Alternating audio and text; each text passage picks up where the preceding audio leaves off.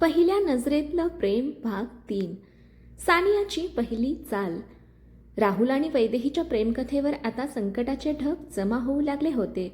एका बाजूला राहुलच्या घरचा विरोध होता, तर दुसऱ्या बाजूला सानियाच्या मनात निर्माण झालेला हट्ट. सानिया अशी मुलगी नव्हती जी सहज हार मानेल. आयुष्यभर तिला जे हवं होतं ते मिळालं होतं. त्यामुळे राहुलने तिला नकार दिला. ही गोष्ट तिच्या अहंकाराला खूप लागली होती. त्या दिवशी सानिया तिच्या खोलीत बसून राहुलचे सोशल मीडिया प्रोफाईल पाहत होती. तिची नजर वारंवार एका नावावर जात होती, वैदेही. तिने राहुलच्या काही फोटोंमध्ये वैदेहीला पाहिलं. दोघांच्या चेहऱ्यावरील आनंद पाहून तिच्या मनात रागाची ठिणगी पडली. माझ्यापेक्षा त्या मुलीत असं काय आहे, ती स्वतःशीच म्हणाली. दुसऱ्या दिवशी सानियाने तिच्या एका मैत्रिणीकडून वैदेहीबद्दल माहिती काढली. काही तासातच तिला सगळं कळलं. वैदेही कुठे राहते, कुठल्या कॉलेजमध्ये शिकते आणि संध्याकाळी पुस्तकांच्या दुकानात नोकरी करते. सानियाच्या ओठांवर एक कपटी हास्य उमटलं. आता खेळ सुरू होईल. दुसरीकडे वैदेही तिच्या नेहमीच्या आयुष्यात व्यस्त होती. सकाळी कॉलेज, दुपारी अभ्यास आणि संध्याकाळी नोकरी. तरीही राहुलशी बोलण्यासाठी ती वेळ काढायची. राहुल तिच्या आयुष्यात आनंदाचा किरण बनला होता. एका संध्याकाळी राहुल आणि वैदेही एका कॅफेमध्ये बसले होते. राहुल तिच्याकडे पाहत म्हणाला, वैदेही, काहीही झालं तरी मी तुझा हात कधीच सोडणार नाही. वैदेही हसली आणि मीही. दोघांनी एकमेकांकडे पाहिलं. त्यांना वाटत होतं की त्यांचं प्रेम कोणत्याही संकटावर मात करू शकेल. पण त्यांना कल्पनाही नव्हती की संकट त्यांच्याच जवळ येऊन उभं होतं. 2 दिवसांनी सानिया मुद्दाम पुस्तकांच्या दुकानात गेली, जिथे वैदेही काम करत होती. वैदेही ग्राहकांना पुस्तकं दाखवत होती. सानियाने तिला पाहिलं. साधा ड्रेस, चेहऱ्यावर निरागसपणा आणि डोळ्यात प्रामाणिकपणा. क्षणभर तिलाही मान्य करावं लागलं की वैदेहीमध्ये काहीतरी वेगळं आहे. पण तिच्या मनातला अहंकार प्रेमापेक्षा मोठा होता. सानिया काउंटरजवळ आली. तुम्ही वैदेही आहात? वैदेहीने हसत उत्तर दिलं, हो, मी सानिया. हे नाव ऐकताच वैदेहीचा चेहरा बदलला. राहुलने तिला सानियाबद्दल सांगितलं होतं. सानिया बनावटी हसत म्हणाली, तुझ्याबद्दल खूप ऐकलं आहे. राहुलने? हो. वैदेही शांत राहिली. सानियाने काही क्षण तिच्याकडे पाहिलं आणि मग हळू आवाजात म्हणाली, तुला खरंच वाटतं राहुल तुझ्यावर प्रेम करतो? वैदेही तचकली. म्हणजे? राहुलच्या जगात रोज नवीन लोक येतात, नवीन मैत्रिणी येतात. तू त्याच्यासाठी फक्त एक टप्पा असशील तर? हे शब्द ऐकून वैदेहीच्या मनात अस्वस्थता निर्माण झाली. पण तिने स्वतःला सावरलं. राहुल कसा आहे हे मला माहीत आहे. सानिया हसली. खरंच? तिने तिच्या मोबाईलमधून एक फोटो दाखवला. त्या फोटोत राहुल आणि सानिया एका पार्टीमध्ये एकत्र उभे होते. फोटो असा होता की पाहणाऱ्याला ते खूप जवळचे वाटतील. वैदेहीच्या मनात क्षणभर शंकेची लाट उठली. पण तिने स्वतःला सावरलं. फोटोने नातं ठरत नाही. सानियाचा चेहरा थोडा उतरला. तिला अपेक्षित परिणाम मिळाला नव्हता. ती तिथून निघून गेली. पण जाताना ती मनात म्हणाली, आज नाही तर उद्या तुमच्या दोघांमध्ये गैरसमज निर्माण करूनच राहीन. त्या रात्री वैदेही खिडकीजवळ बसली होती. सानियाने दाखवलेला फोटो तिच्या डोळ्यांसमोर वारंवार येत होता. तिला राहुलवर पूर्ण विश्वास होता. तरीही मनाच्या एका कोपऱ्यात शंकेचं एक छोटंसं बीज पेरलं गेलं होतं. दुसरीकडे राहुलला याबद्दल काहीच माहिती नव्हतं. तो वैदेहीसाठी एक छोटंसं सरप्राईज प्लॅन करत होता. त्याला वाटत होतं की लवकरच सगळं ठीक होईल.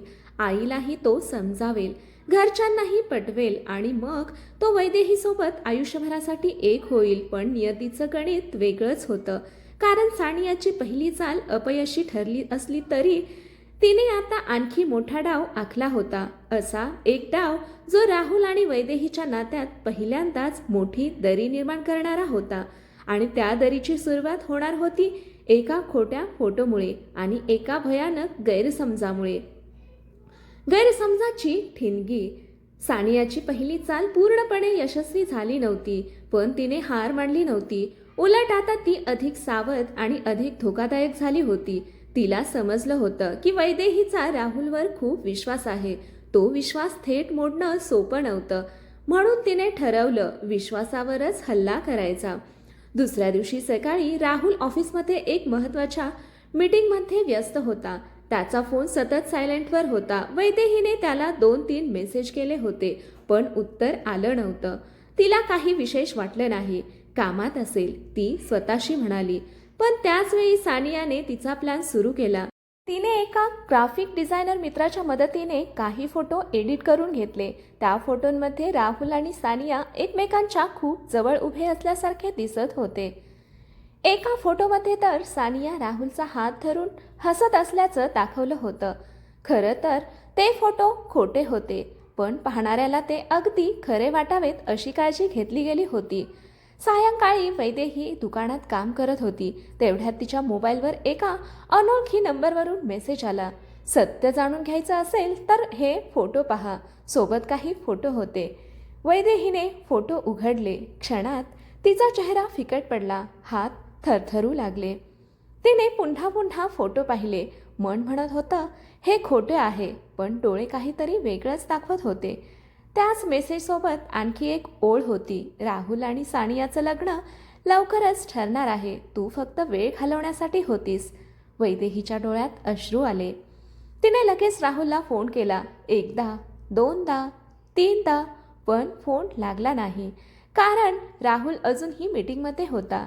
प्रत्येक न उचललेला कॉल तिच्या मनातील भीती वाढवत होता. जर हे सगळं खरं असेल तर? जर राहुलने मला फसवलं असेल तर? जर मी फक्त त्याच्या आयुष्यातील एक तात्पुरती व्यक्ती असेल तर? त्या रात्री राहुल मीटिंग संपवून बाहेर आला. त्याने मोबाईल पाहिला. वैदेहीचे अनेक मिस्ड कॉल्स होते. तो लगेच तिला फोन करणार इतक्यात त्याची आई रंजना समोर आली. राहुल, आज सानियाच्या कुटुंबासोबत डिनर आहे. तुला यावंच लागेल. आई, मला वेळ नाही. हा माझा आग्रह नाही, आदेश आहे. मनाविरुद्ध राहुल तिथे गेला. डिनर्स दरम्यान तो सतत वैदेहीला फोन करण्याचा प्रयत्न करत होता, पण आता वैदेहीनेच फोन उचलणं बंद केलं होतं. दुसरीकडे वैदेही तिच्या खोलीत बसून रडत होती. तिच्या मनात विश्वास आणि शंका यांचं युद्ध सुरू होतं. तिला राहुलवर प्रेम होतं, खूप प्रेम होतं, पण त्या फोटोनी तिच्या मनात वेदना निर्माण केली होती. दुसऱ्या दिवशी सकाळी राहुल थेट तिच्या कॉलेजमध्ये गेला, पण वैदेही त्याला टाळू लागली. ती त्याच्या नजरेला नजर देत नव्हती. शेवटी राहुलने तिचा हात धरला. वैदेही, काय झालंय? ती शांत राहिली. माझ्याशी बोल. अचानक तिच्या डोळ्यांतून अश्रू वाहू लागले. तिने मोबाईल काढून ते फोटो त्याच्या समोर धरले. हे काय आहे राहुल? राहुलने फोटो पाहिले आणि तो क्षणभर स्तब्ध झाला. हे खोटं आहे, तो ताबडतोब म्हणाला. खोटं? वैदेहीचा आवाज थरथरत होता. मग हे फोटो कुठून आले? मला माहिती नाही. आणि सानियासोबतचं डिनर? राहुलला समजलं कोणीतरी मुद्दाम त्यांच्यात गैरसमज निर्माण करत होतं आणि त्याच्या मनात पहिल्यांदाच सानियाचं नाव चमकलं. पण वैदेहीचं मन खूप दुखावलं गेलं होतं. राहुल, मला थोडा वेळ हवा आहे. वैदेही, माझ्यावर विश्वास ठेव. मला विचार करू दे. ती तिथून निघून गेली. राहुल तिला जाताना पाहत राहिला.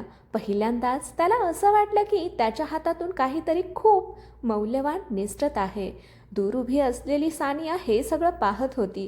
तिच्या चेहऱ्यावर विजयी हास्य होतं, कारण तिने जे हवं होतं त्याची सुरुवात झाली होती.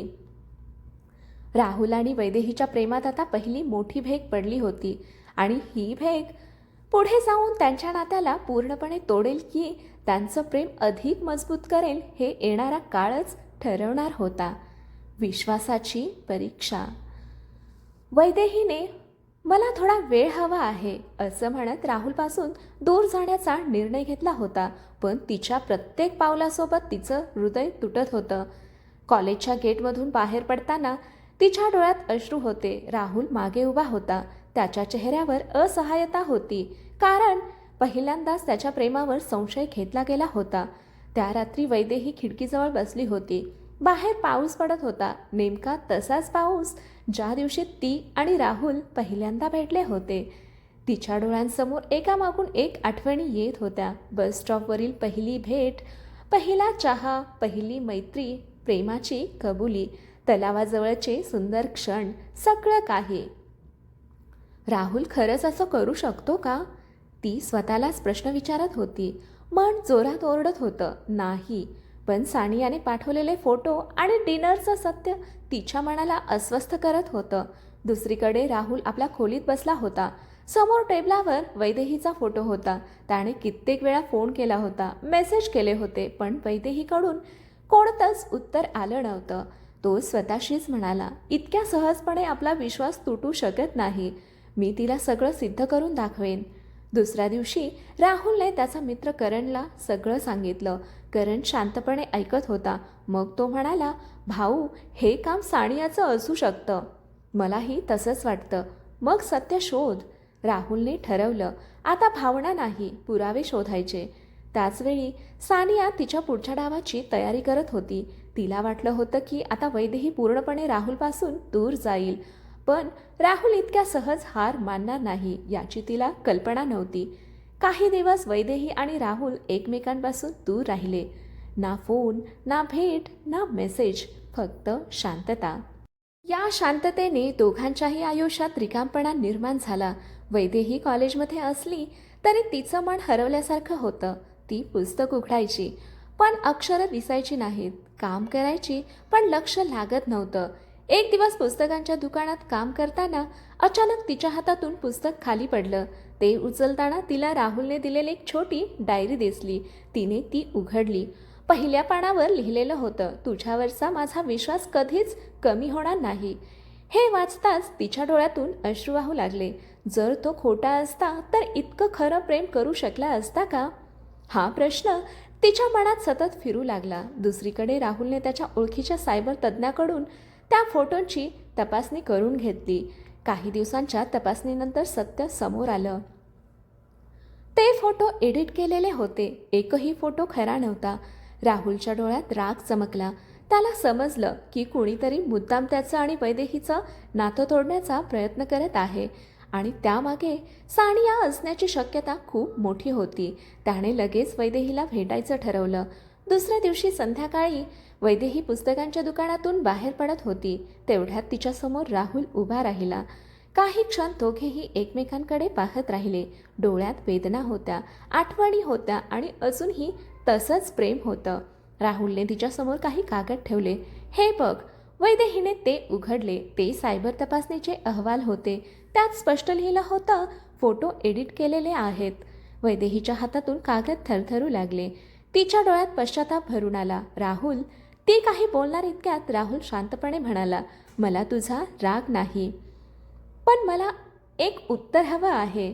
वैदेहीने डोळे वर केले. आपल्या प्रेमापेक्षा काही फोटो जास्त महत्त्वाचे होते का? तो प्रश्न ऐकताच तिच्या डोळ्यातून अश्रूंचा पूर आला. कारण तिला समजलं होतं, तिने प्रेमावर नाही तर भीतीवर विश्वास ठेवला होता. आणि आता तिच्या आयुष्यातील सर्वात महत्त्वाच्या नात्याची खरी परीक्षा सुरू झाली होती. तुटलेलं मन आणि पुन्हा जुळणारा विश्वास. राहुलचा प्रश्न अजूनही वैदेहीच्या कानात घुमत होता. आपल्या प्रेमापेक्षा काही फोटो जास्त महत्त्वाचे होते का? त्या एका प्रश्नाने तिच्या मनातील सगळे बांध तुटले. तिच्या डोळ्यातून अश्रू वाहू लागले. ती काही क्षण बोलूच शकली नाही. कारण राहुल चुकीचा नव्हता. चूक तिचीच होती. तिने त्याच्यावरच्या प्रेमापेक्षा तिच्या मनात निर्माण झालेल्या भीतीला जास्त महत्त्व दिलं होतं. माफ कर राहुल. अखेर तिने थरथरत्या आवाजात म्हटलं, मला माहीत आहे मी चूक केली, पण त्या क्षणी मला खूप भीती वाटली होती. तुला गमावण्याची भीती. राहुल तिच्याकडे शांतपणे पाहत होता. त्याच्या डोळ्यात राग नव्हता, पण वेदना होत्या. खूप खोल वेदना. वैदेही, प्रेमात संकट येतात. तो हळू आवाजात म्हणाला, लोक गैरसमज निर्माण करतात, पण जर आपणच एकमेकांवर विश्वास ठेवला नाही तर हे नातं टिकणार कसं? हे ऐकून वैदेहीचं डोकं खाली झुकलं. तिला राहुलचा प्रत्येक शब्द खरा वाटत होता. मी तुला दुखावलं आहे, ती रडत म्हणाली, पण माझं प्रेम खोटं नाही राहुल. मी तुझ्यावर खूप प्रेम करते आणि पुन्हा अशी चूक कधीच करणार नाही. राहुल काही क्षण शांत राहिला. मग हळूहळू त्याने तिचे अश्रू पुसले. मीही तुझ्यावर खूप प्रेम करतो, म्हणूनच अजून इथे उभा आहे. हे ऐकताच वैदेहीला रडू आवरेना. ती भावनेच्या भरात राहुलला मिठी मारून रडू लागली. काही दिवसांचा दुरावा, गैरसमज, भीती सगळं या अश्रूंमधून वाहून जात होतं. राहुलनेही तिला घट्ट जवळ घेतलं. त्या क्षणी दोघांनाही जाणवलं, खरं प्रेम म्हणजे फक्त आनंदाचे क्षण नाहीत, तर संकटांमध्ये एकमेकांचा हात न सोडणं असतं. थोड्या वेळाने दोघे जवळच्या उद्यानात जाऊन बसले. संध्याकाळचा मंद वारा वाहत होता. वातावरण शांत होतं. आता पुढे काय? वैदेहीने विचारलं. राहुल गंभीर झाला. आता सत्य शोधायचं. हे सगळं कोणी केलं ते शोधायचं. तुला कोणावर संशय आहे? राहुल काही क्षण विचारात पडला. मग म्हणाला, सानिया. वैदेही तचकली. मलाही तसंच वाटतं, ती म्हणाली. ती ज्या दिवशी दुकानात आली होती तेव्हाही तिने माझ्या मनात शंका निर्माण करण्याचा प्रयत्न केला होता. राहुलच्या मनातील संशय आता अधिक मजबूत झाला. त्याच वेळी दुसरीकडे सानिया तिच्या खोलीत बसली होती. तिला खात्री होती की आता वैदेही आणि राहुलचं नातं संपलं असेल. पण अचानक तिच्या मोबाईलवर एक फोटो आला. त्या फोटोत राहुल आणि वैदेही एकत्र उभे होते. त्यांच्या चेहऱ्यावर पुन्हा हसू होतं. सानियाचा चेहरा रागाने लाल झाला. असं कसं शक्य आहे? ती संतापाने ओरडली. तिची पहिली मोठी चाल फसली होती आणि यामुळे तिचा अहंकार आणखी दुखावला गेला.